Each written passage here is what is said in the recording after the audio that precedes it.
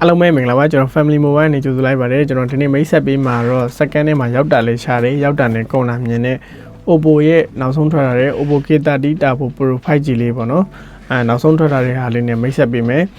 ဒီကောင်လေးကကျွန်တော် second ဈေးကွက်ထဲမှာအရင်ရှားပါတယ်ရောက်တာလေးရှားတယ်ပြီးရင်ရောက်တာနဲ့လည်းကုန်လာမြင်တယ်ပေါ့နော်ဖုန်းလေးပဲဖြစ်ပါတယ်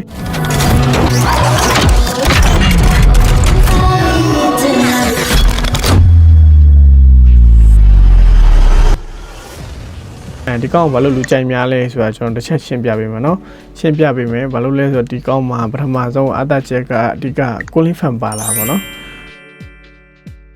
ဒီကောင်နဲ့ပြန်ထွက်တဲ့ဖုန်းဆိုရင် Redmi တွေက Redmi Turbo 4 Pro နဲ့သူကအပြန်ထွက်ခဲ့တယ်လို့တော့ပြောလို့ရတယ်ဒါပေမဲ့ဝယ်လို့အားနဲ့ရောင်းလို့အားမှာကျွန်တော်ဒီကောင်လေးကပို့ပြီးတော့ဈေးကွက်ထဲမှာပို့ပြီးလူကြိုက်များတယ်ဘာလို့လူကြိုက်များလဲဆိုတော့ဒီကောင်မှာ fan ပါတယ်ပြောရမယ်ဆိုရင်ဘတ်စုံမှာတော်တော်အဆင်ပြေရလို့ပြောလို့ရတယ်ကျွန်တော်အကြိုက်မှလည်းအဆင်ပြေကျွန်တော်နည်းနည်းပါးပါးဆန်းသုံးကြည့်တဲ့အနေအထားမှာက hand feeling ဘိုင်းတွေကိုကျွန်တော်ကင်မရာဘိုင်းတွေ battery ဘိုင်းတွေကျွန်တော် SoC ဘိုင်းတွေ game ဘိုင်းတွေကုန်အဆင်ပြေပေါ့နော် price to performance အရင်ဖြစ်တယ်ကျွန်တော်ပေးရတဲ့ဈေးနဲ့ရန်တက်တဲ့ဖုန်းလေးလို့ပြောလို့ရတယ်ဒါကြောင့်မလို့ဒီကောင်လေးက second ထဲမှာရောက်လာရင်လူတော်တော်ကြိုက်များကြရပါတော့ပထမဆုံးသူ့ရဲ့ design ပေါ့နော်သူ design လေးကတော်တော်လေးမိုက်တယ်လေးတော့ဆက်ဆက်လေးနဲ့ဖြစ်တယ်ပေးပေါင်းလေးတွေကကျွန်တော်ကာယ hand feeling ဘိုင်းလည်းမိုက်တယ် design ဘိုင်းမှာကဒီလိုမျိုး shape လေးနေပေါ့နော်လုံးဝလူငယ်ကြိုက်တဲ့ဘိုင်လေးပေါ့နော်အဲ့လိုလေးထုတ်ပေးထားတယ်နောက်တစ်ခုမြင်လိုက်တာနဲ့ K30 Turbo Pro မှန်တည်သွားတာဒီ fan လေးပေါ့cooling fan လေးပါတယ်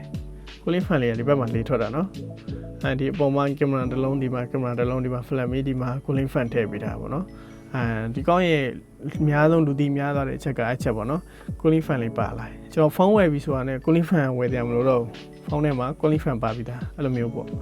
ပြောလို့ရတယ်ကျွန်တော်ကင်မရာဘိုင်းမှာဆိုရင်50 megapixel ကင်မရာကိုသုံးပေးထားတယ်ဒါပေမဲ့ပုံမှန် Oppo ဖုန်းတွေတက်ဆိုင်အများကြီးကင်မရာကောင်းလာတယ်လို့ပြောလို့ရတယ်ဒီဖုန်းအောင်နော်ဘာလို့ကင်မရာကောင်းလဲဆိုတော့ဒီကောင်က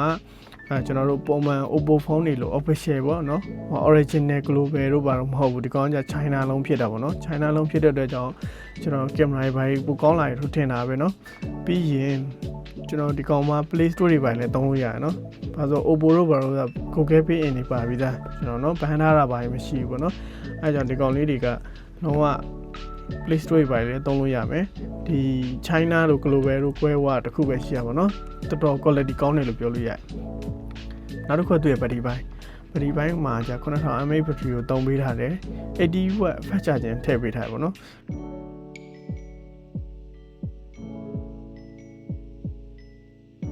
80 watt 80 watt ပေါ့နော်အသွင်းဝက်80ဆိုတော့ဘက်ထရီ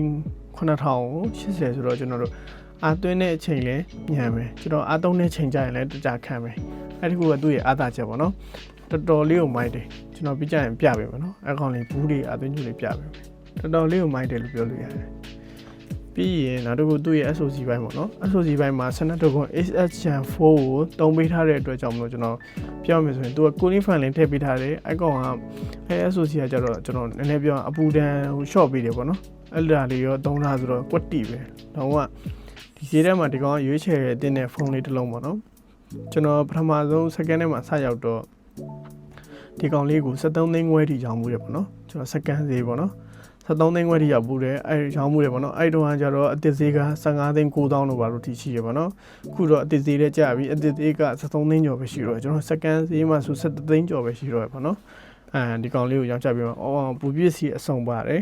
original အသွင်းညိုအသွင်းကောင်းဒီကောင်မှာအပူတစ်ခုပါလာတာလေးကိုပြပေးမယ်ကျွန်တော်ဒီကောင်က cooling fan ပါလာတဲ့အတွက်ကြောင့်မလို့ပေါ့နော်ကျွန်တော်ပူရနေထုတ်ပြပေးဒီကောင်လေးပါလာဒီကောင်ကဘာလေးလဲဆိုတော့ကျွန်တော်တစ်ချက်ထုတ်လိုက်ပါနော်ခဏဆောင်လုံးဝမိုက်တယ်ကျွန်တော်တို့အလုပ်တစ်ခုတော့တိုးသွားပါပေါ့နော်ပြောမယ်ဆိုရင်ဒီ cooling fan တွေကိုတန်ရှင်းလုပ်ဖို့ဒီဟာလေး cooling fan တွေကိုတန်ရှင်းလုပ်ဖို့ကျွန်တော် brand လေးပေါ့ဗျာသူ့ရဲ့ original brand လေးကစပါတယ်ပေါ့နော်ဒီကောင်လေးကစပါတယ်ကျွန်တော် second ထဲမှာဒီလိုမျိုးလေးပါပါတယ်ဗျာကြည့်ကြတချို့ဆိုနှုတ်ယူထားကြမှာနော်fan ပါတဲ့အတွက်ကြောင့်မို့ဒီကောင်လေးကလုံးဝသုံးဝင်တယ်ဒါသူကလုံးဝတန်ရှင်းလုပ်ဖို့ထည့်ပေးလိုက်တယ်ပေါ့နော် SOC ဘိုင်းမှာလည်းပြောစရာမလိုကင်မရာဘိုင်းလည်းကျွန်တော်တော်တော်များပြောခုနကလည်းပြောပြီးသွားပြီတော်တော်မိုက်တယ်ကင်မရာဘိုင်းလည်းမိုက်တယ် SOC ဘိုင်းလည်းမိုက်တယ် battery ဘိုင်းလည်းမိုက်တယ်ကျွန်တော် game ဘိုင်းမှာဆိုလည်း PUBG လို့ပါဆို120ပွင့်တယ်လို့ပြောရနော်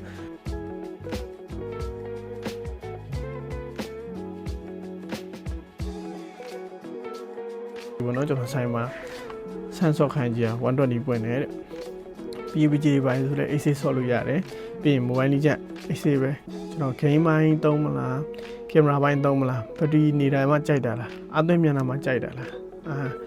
all rounder ပေါ့နော်အကုန်သုံးလို့အဆင်ပြေတယ်ပတ်စုံသုံးပေါ့နော် Oppo K30 Turbo Pro ဒီကောင်လေးက main ကလေးကန်ကန်ယောက်ျားလေးကန်ကန်လူငယ်ကန်ပေါ့နော်လူငယ်အတွက်တော့ပိုပြီးတင့်တော်မယ်နည်းနည်းဒါပေမဲ့လူကြီးတွေအတွက်လည်းတင့်တော်ပါတယ်ပုံရိုက်မလားပတိခန္ဓာကြိုက်လားဒီကလူကြီးတွေကျတော့ game မဆော့တာတခုပဲပေါ့နော်အဲ့လိုလေးရှိတယ်ဒီကောင်လေးကတော်တော်လေးကိုလူကြိုက်များတဲ့ဖုန်းလေးပေါ့နော်စကန်ထဲမှာရောက်တာနဲ့ကုန်မယ်